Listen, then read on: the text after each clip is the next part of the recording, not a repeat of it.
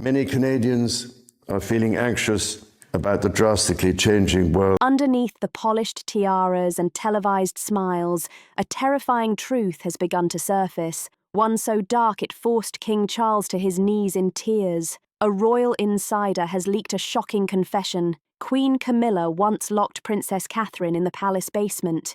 This isn't just a scandal, this is a royal betrayal. Buried beneath decades of secrets, silenced staff, and hidden corridors, King Charles can no longer carry the weight. What happened in those locked chambers? Why was Catherine silenced? And how deep does Camilla's jealousy truly run?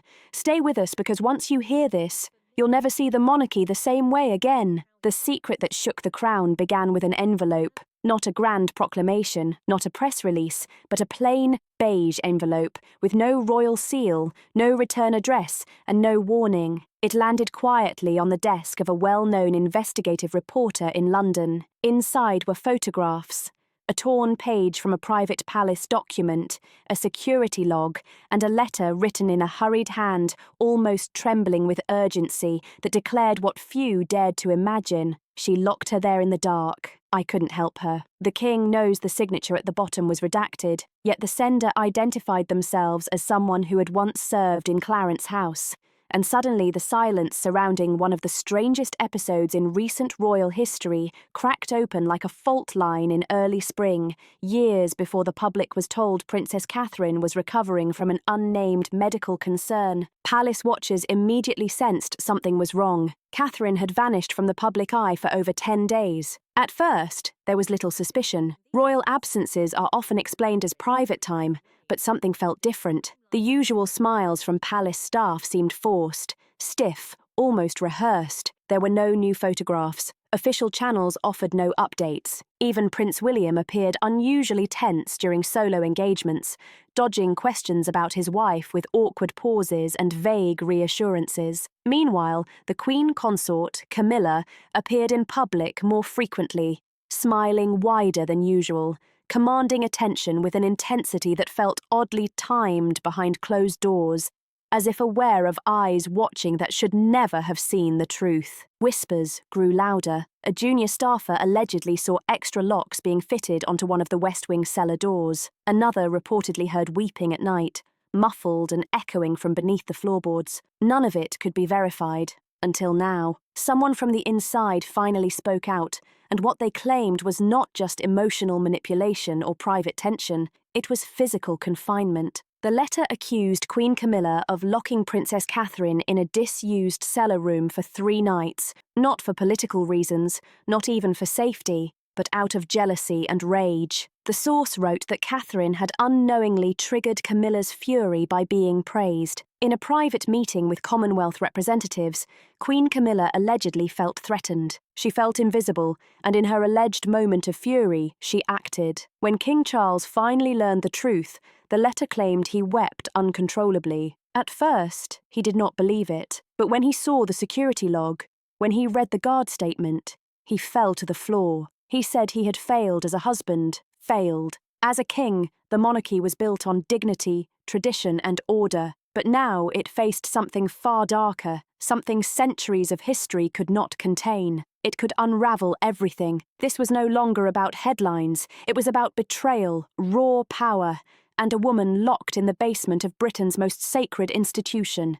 Whispers echoing behind palace walls. The revelation that Princess Catherine had been locked in a hidden basement by Queen Camilla did not erupt all at once. It bled slowly through the cracks. After the anonymous letter was delivered and the security log leaked, a wave of quiet panic spread through the palace. Staff who had once kept their heads down began exchanging wary glances in corridors. Whispers behind closed doors grew. Voices lowered when certain names were mentioned. Something terrible had happened within those walls, and those who had seen glimpses of it were beginning to realize they were part of a cover-up. One former household assistant, who left the palace a year after the alleged incident, recalled how the atmosphere had changed, how dread seemed to hang in the air like a tangible weight, almost suffocating. During those days, the routine of palace life was strict, almost sacred, and deviations rarely went unnoticed. But during that period, the assistant noticed sudden staff rotations. A senior aide was abruptly reassigned to another residence. A young security officer,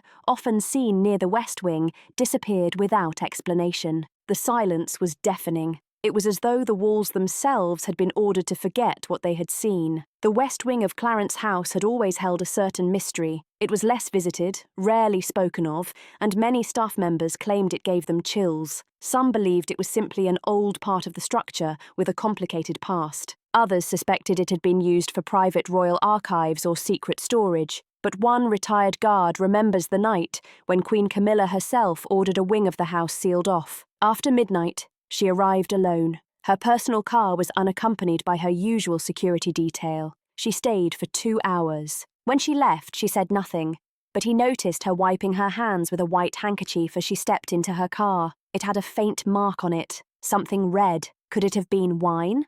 Or something far more sinister? Meanwhile, Princess Catherine's absence became deeply concerning. Those close to her described her as someone who never missed royal duties unless it was truly serious. She had endured pregnancies, surgeries, and family drama under public scrutiny without retreating. Yet here she was, missing public engagements, her usual communications team silent, not even a pre-recorded message or pre-planned appearance to distract from her absence. It was as though she had been erased entirely, removed from view as if she had never been there at all. For a moment, royal watchers noticed Prince William's demeanour. He looked strained in photographs. His eyes held a hollowness that could not be hidden behind the smiles at charity events. When asked about Princess Catherine's condition, he simply nodded and said she was recovering, though his voice cracked slightly at the end. It was subtle, but it was enough. Inside the palace, tension hung like a thick fog. Something unspeakable had occurred, and while no one dared speak it aloud, the fear in the eyes of the staff made one thing perfectly clear. Queen Camilla's influence was no longer merely political or symbolic. It had crossed a line, a dangerous one. The night Catherine vanished began with a single quiet evening. A formal family dinner had been scheduled, something the royals often did. Behind closed doors, to maintain unity amid public pressure, Princess Catherine attended out of duty. She wore a soft blue gown, her hair pulled back with understated grace. Those who saw her that evening described her as calm but distant, offering smiles that barely touched her eyes. Queen Camilla, by contrast, was animated, holding court with her usual flair. Her laughter rang louder than anyone else's, filling the room with an almost forced cheer. She made jokes that didn't land, took subtle digs masked as compliments, and kept one sharp eye on Princess Catherine the entire night. Dinner concluded earlier than expected, around 10 p.m., and several staff members were dismissed unusually early. Princess Catherine's personal protection officers were thanked and relieved of duty, a decision reportedly approved by someone high in the chain. One of the officers later admitted feeling uneasy but obeyed orders. Princess Catherine, he said, looked confused when told her security team was standing down, yet she nodded and thanked them politely. That was the last time he saw her for 4 full days. The following morning, a royal footman went to deliver Princess Catherine's breakfast, only to be told she was resting. The same answer came the next day. On the 3rd day, a new message was added. She had taken time for a private spiritual retreat. No further details were given. No one was allowed into her wing except Queen Camilla and one senior aide loyal to her. Meanwhile, Charles had travelled out of London on a scheduled engagement and did not return for several days. William, it was claimed, had been told his wife needed rest and had requested privacy. Yet William's calls reportedly went unanswered during this period. When he attempted to speak with his father about it, he was told not to worry. Princess Catherine was in safe hands. What no one could explain was the quiet chaos happening underneath. A junior cleaner claimed she saw Queen Camilla descending into the lower west wing late at night with a heavy ring of keys. She heard movement behind the locked doors, what she described as muffled sounds, soft banging, and echoes that seemed to rattle through the floorboards themselves. At first, she thought it was old pipes, but the sound continued in a pattern, deliberate, rhythmic, almost like someone was trying to send a secret message in silence. When she asked about it the next day, she was curtly told to stick to her duties and stop asking questions. By the time Princess Catherine re-emerged, the palace issued a statement claiming she had been recovering from exhaustion, but her eyes told a far darker story. They were wide and uncertain, almost haunted. Her voice was quieter, her steps slower, cautious as if the air itself carried a threat. Something had clearly broken inside her. The night she vanished would remain unspoken by the royal family, but for those who served in the shadows,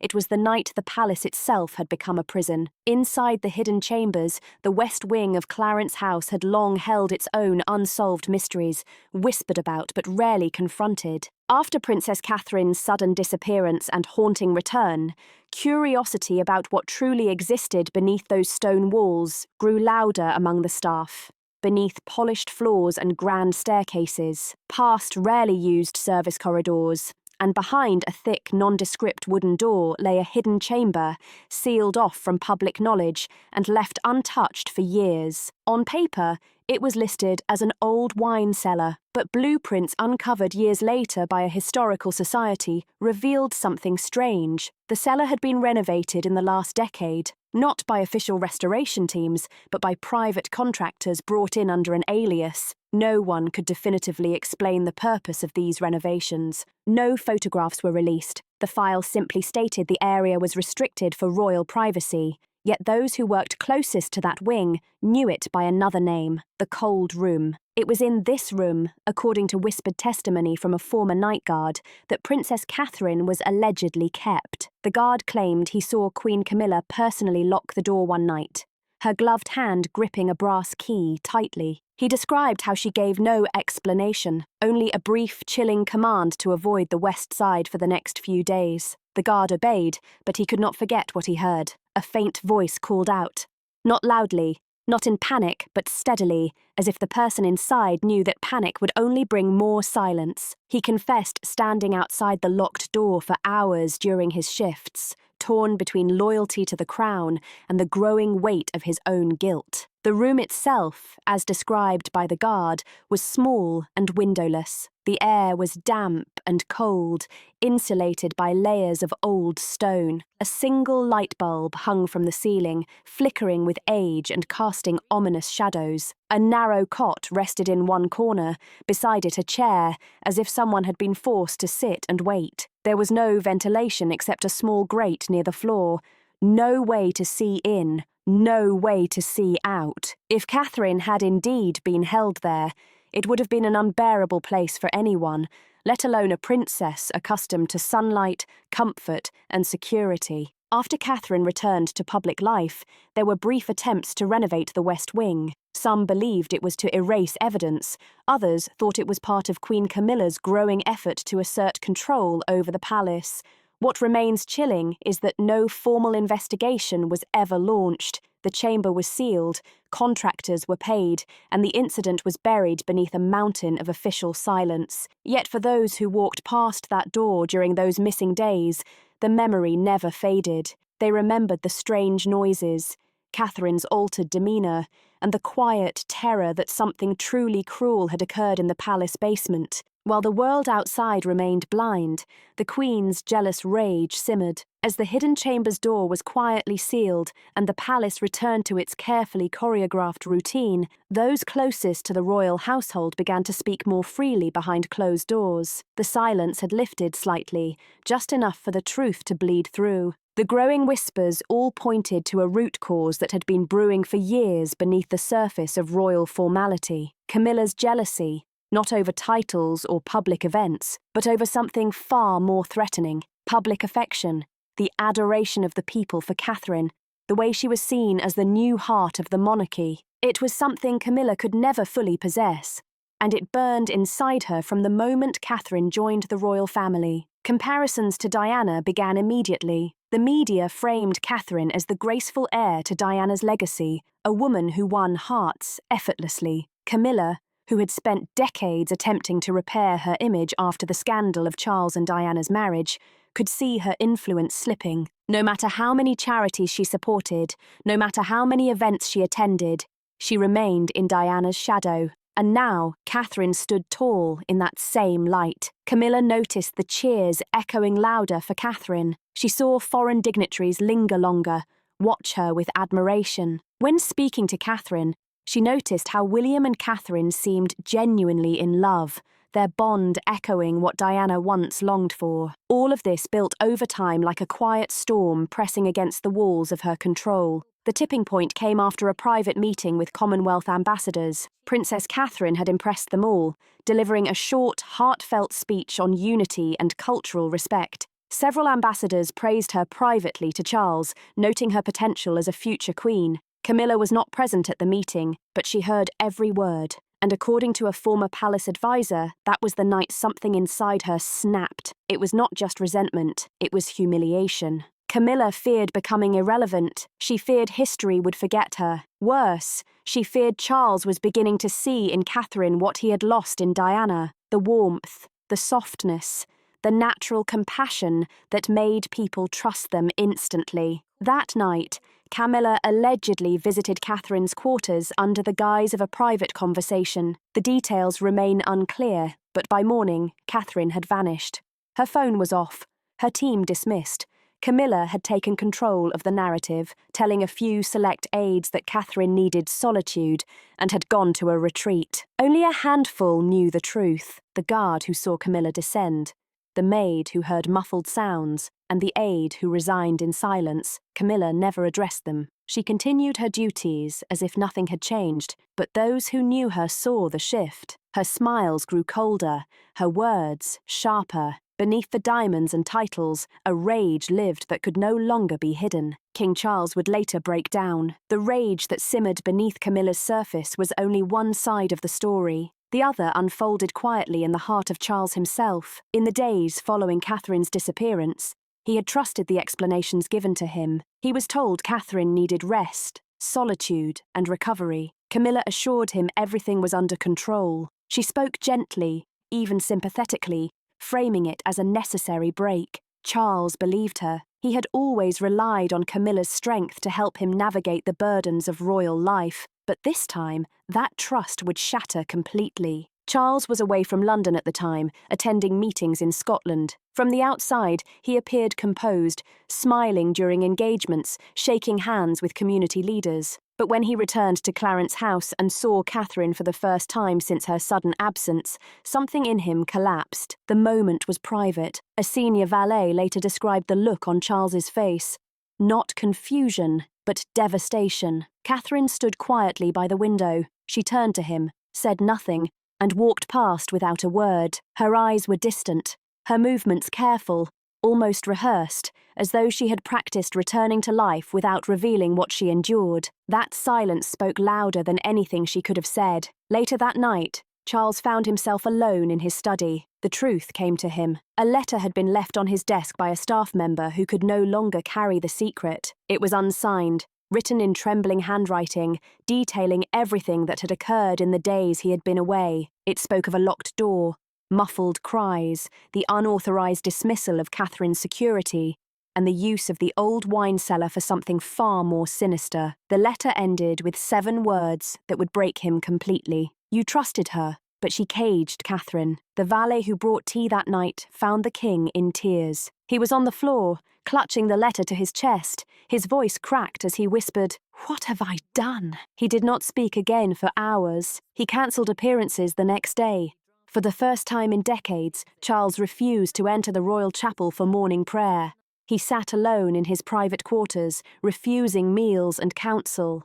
He was not just grieving the act itself, but the betrayal. He had stood by Camilla through everything, defended her against criticism, rebuilt the monarchy's image around their love, and allowed her more influence than any queen consort before her. And now he realized the cost that night marked a turning point. The man who had fought so long to become king was faced with the reality that his greatest mistake had not been his past scandals, but his blindness to the cruelty unfolding within his own home. The weight of the crown had never felt heavier. Catherine's silent return. The palace carefully choreographed Catherine's return to public life. There were no press conferences, no interviews, only a brief statement thanking the public for their support, and noting that the Princess of Wales had taken time to rest, but those who saw her knew something was different. She appeared thinner, almost fragile. Her once radiant complexion looked pale, her usual bright energy dimmed, replaced by a shadow of quiet endurance that spoke of nights spent in fear and isolation. She moved with caution. Her steps were slower than before, measured, deliberate, as if the air itself could betray her. The Catherine who emerged from behind the royal gates was not the same woman who had walked into them just days earlier. She resumed her duties without complaint, attending a children's charity event. Only 3 days after her reappearance, cameras clicked, reporters smiled, and the public rejoiced to see her again. But within the walls of the event, staff members noticed subtle signs: the way she flinched at sudden sounds, how she avoided corridors without windows, how she rarely looked over her shoulder, yet seemed to sense when someone stood too close behind her. She wore grace like armor, but her eyes betrayed her lingering fear. At home, changes began to surface.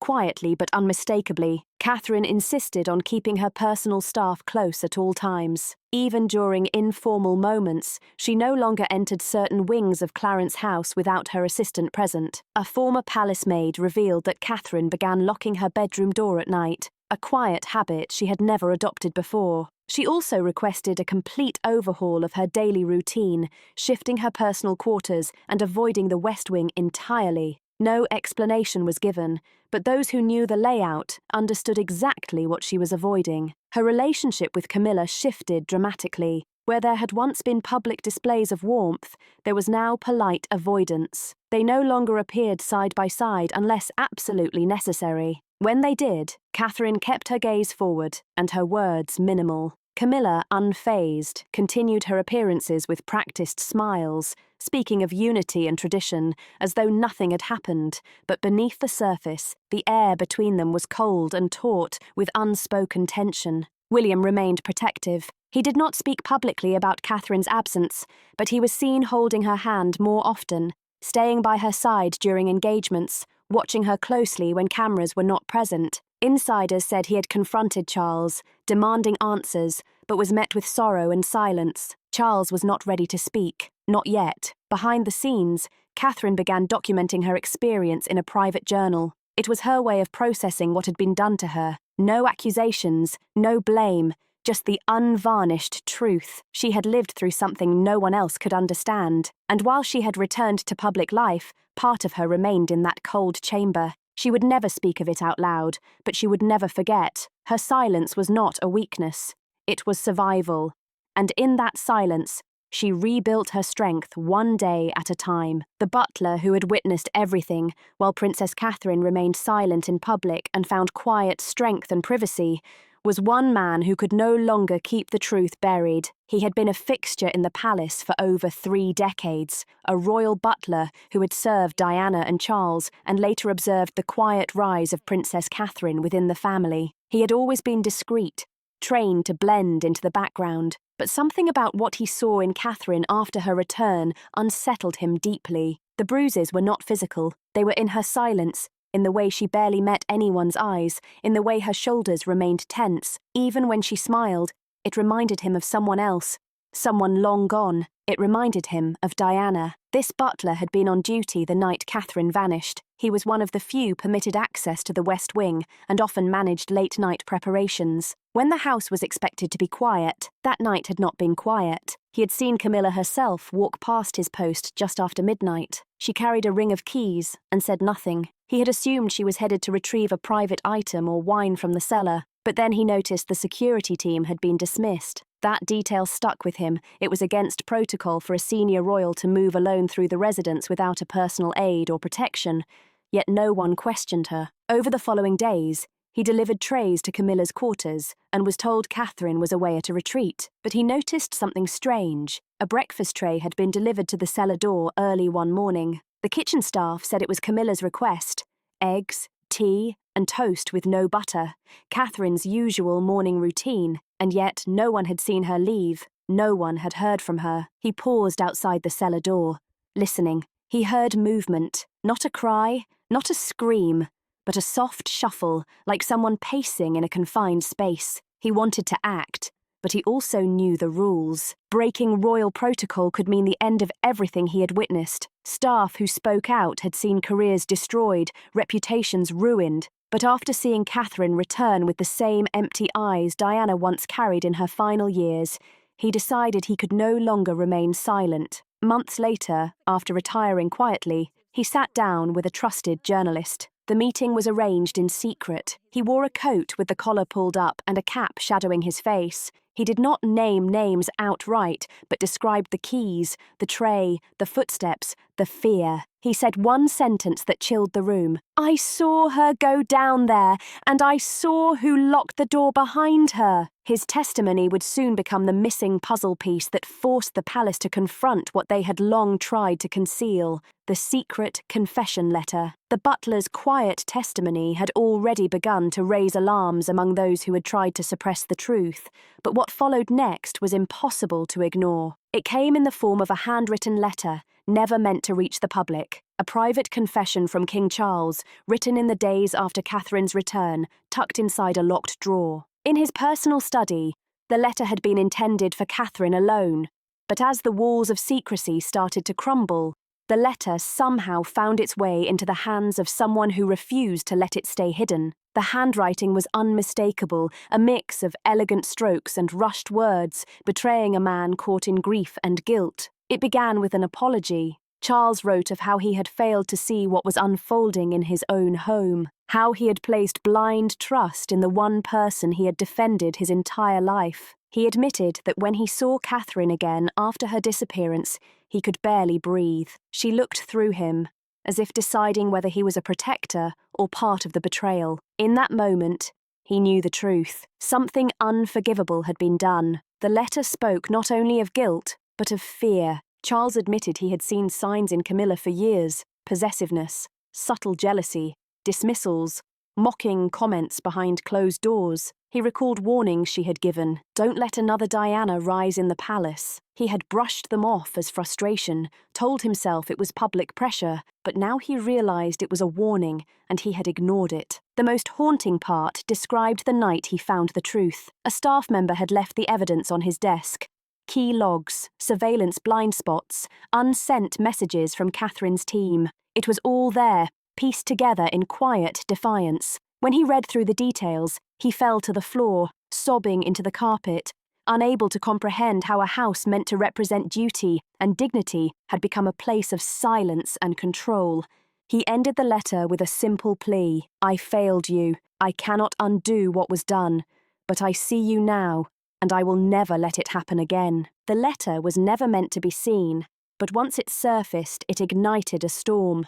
Not just because of what it revealed, but because it showed something deeper. The monarchy was no longer the unbreakable institution it once pretended to be. Behind the polished appearances and ceremonial speeches were real people, wounded, flawed, and for the first time in a long time, dangerously exposed. The truth was out, and there was no going back. Where do we go from here? The leaked letter sent shockwaves through every level of the monarchy. It was no longer possible to control the narrative. The media scrambled to verify the handwriting. Palace aides refused to comment. Members of the public began to ask questions no one in power seemed ready to answer. The image of King Charles weeping alone in his study, clutching a letter written not as a monarch but as a broken man, humanized the institution while simultaneously shattering it. People no longer asked if something happened. They asked how it had been allowed to happen within the palace. An invisible line was drawn. Some senior aides quietly distanced themselves from Camilla. She no longer held the influence she once wielded with a single raised eyebrow or sharp word. Her public appearances became fewer, her usual charm replaced with clipped responses and distant smiles. It was clear she knew the tides had turned. What once stayed hidden behind centuries of tradition and royal protection had slipped through the cracks and into the public square. Catherine remained silent. She made no statement, granted no interviews, offered no rebuttal. Instead, she showed up. She visited children in hospitals, spoke at women's shelters, sat quietly beside grieving families. Her strength was no longer just admired, it was revered. The public watched a woman who had been broken rise again without rage or vengeance. That quiet resilience became the most powerful answer to the rumours that had consumed the palace. King Charles, for his part, began to retreat from some of his duties. Officially, it was said he was focusing on his health and reflection, but insiders revealed he had grown distant from Camilla. They no longer shared quarters at Balmoral. They no longer travelled together, even during national ceremonies. Each appeared separately, surrounded by their own aides. The unity they once projected unravelled under the weight of everything unsaid. Discussions about succession surfaced behind closed doors. Some believed Charles would not abdicate but transition responsibilities to William. Others thought public scrutiny might eventually force him to step down. Either way, the damage was done. A story that started as a rumour had grown into a quiet revolution, not one of protest or rebellion, but of reckoning. The monarchy had faced its darkest whisper and survived, but not without scars. And in the hearts of the people, a new kind of loyalty emerged, not to the crown itself, but to the woman who endured what should have broken her. Catherine had not spoken a single word of accusation, but her silence told the whole truth. The future of the monarchy would now be shaped not by who wore the crown, but by who carried the wounds beneath it. What began as a whisper behind palace walls unravelled into one of the most shocking royal revelations in modern history. King Charles's tearful confession, Camilla's alleged act, and Catherine's silent endurance have rewritten how the world sees the monarchy. No longer just a symbol of power and tradition, the crown now carries the weight of betrayal, regret, and resilience in Catherine's silence. The world heard everything. And in Charles's letter, we saw a king brought to his knees, not by enemies, but by the consequences of blind trust. As the royal family steps cautiously into the future, one truth remains. What was once hidden in the basement has now come into the light. If you found this story as unsettling and powerful as we did, do not forget to like, comment, and subscribe for more gripping royal revelations. The crown may glitter, but behind it, the truth always finds a way. What are your thoughts? Share in the comments, like, share, and subscribe to this channel for more royal stories. See you next time.